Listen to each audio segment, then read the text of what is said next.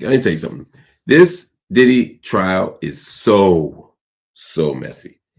Mark Geragos, who many of you know, one of the loudest voices out there defending Diddy, just got checked by the judge for getting a little reckless on his podcast. In federal court, Judge Arun Subramanian went off on Geragos after he called the prosecution team, which is made up of 6 white women, a six-pack of white women. Now, he said that on his show. The judge said that it was, quote, outrageous and, quote, would not be tolerated anywhere in the country. Now, what's interesting is Mark Geragos isn't actually on Diddy's legal team, at least not officially, but he's definitely moving like he is. And he responded by saying his comments were just, quote, an observation. He says that Diddy, his client, a black man, feels targeted. Now, this is where it gets interesting. I'll say a little bit more and then I'll break it down for you. Diddy's, of course, facing major federal charges. So sex trafficking, racketeering, and moving women across state lines for prostitution. And now, one of the defense's biggest legal names is stirring the pot in the media. And the thing is, Geragos is doing this while jury selection is still going on. The prosecution team wrote a letter because they was tight when they heard the Geragos podcast, and they said that this podcast, which has millions of listeners, shout out to him, I wish I had millions of listeners, could mess up the jury pool and it could stop Diddy from getting a fair trial, because I'm sure the prosecution cares about Diddy getting a fair trial. Meanwhile, the judge says he is watching everything that Geragos does from now on.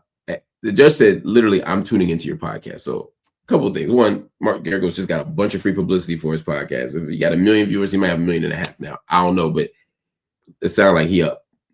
Second, and this is really first in a certain kind of way,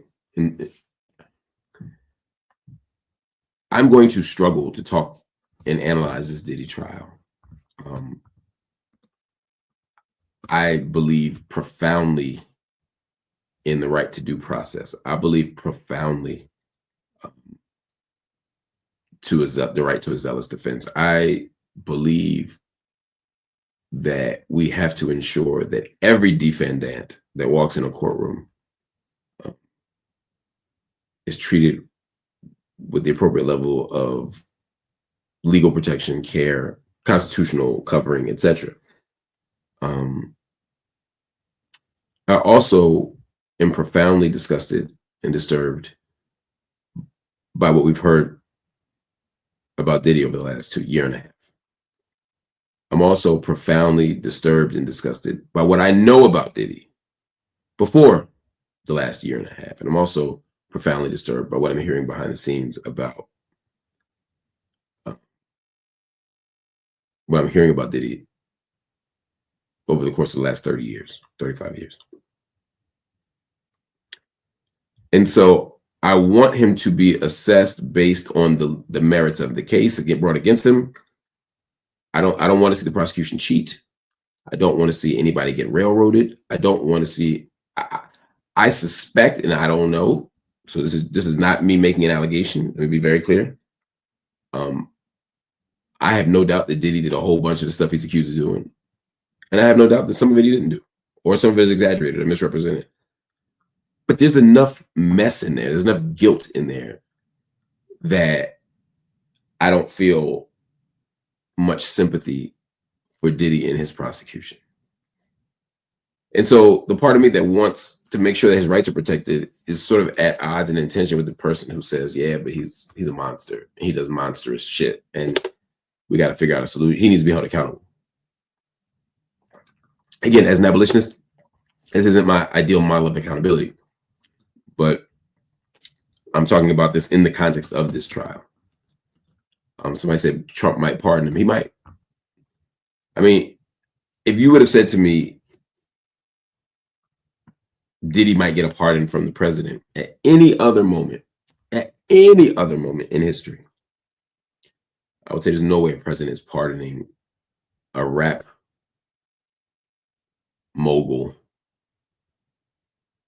convicted of sex-related charges in the early years of his presidency, of his term, of this administration. I mean, we got 5 months in, if that. February, March, April, 3 months and 2 weeks. So I don't know how to make sense of it.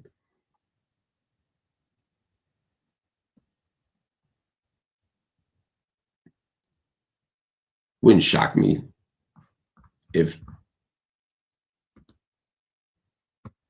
Trump did this for Diddy. Adrian said that's a weird allyship. Trump and Diddy, what's in it? First of all, Trump and Diddy go way back. They go back decades. So it's not nearly as far-fetched as you might think. The what's in it for Trump part, I don't know the answer to that. That doesn't mean there isn't anything in it for him, though. I don't know what the answer is, but that doesn't mean there's not one. That's the point. The powerful get shit done. But anyway, I don't know how to make sense of this Diddy trial. But I can tell you what Mark Geragos said was that the prosecution team was made up of 6 white women. I'm not sure that observation rises to the level of meriting any kind of censure or reprimand from the judge. Now, I'm not saying that just pointing out someone's race can't be provocative, can't be seen as a provocation. At times it is. The obvious rejoinder is, what if a white person said, there's a 6-pack of blacks over there? Sure. But we know black and white are not opposite sides of the same coin. You can't just reverse things like that because, whiteness signifies something very different. Same argument I had on Piers Morgan the other night. White power is not the opposite of black power. Black power is not just the opposite, the black version of white power. These very different projects, very different moral commitments, very different assumptions about the world. One is a humanistic practice and project, and the other is not. But anyway, if Diddy feels like he's being racially railroaded, and that's part of his defense, and it seems like it is a little bit, he's made some racial arguments, then saying that these are white women doesn't seem. And the 6-pack, I mean, maybe the 6-pack is seen as sexist or degrading. Yeah, I would need to hear the context of the answer, but pointing out that a bunch of white people are trying to prosecute a black person, to me, seems like with the inbounds defense. Now, let me be clear, because I don't want any confusion. I don't think Diddy is being racially railroaded. Do I think there's a racial dimension to this? Of course, there's always a racial dimension. But I think Diddy's guilty. And I think we need to be honest about that. I think Diddy's guilty. But people have a right to mount a defense. And if that's his defense, and it's not a far-fetched one. I mean, he also had a critique of the state's use of the Mann Act, which has often been used to, again, prosecute and criminalize. I'll just say his team is making some arguments. It wasn't the most compelling argument. I didn't buy it.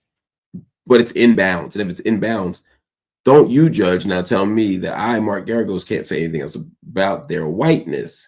Now, again, if he's saying it's a flippant comment, if it's the way he said it, I'd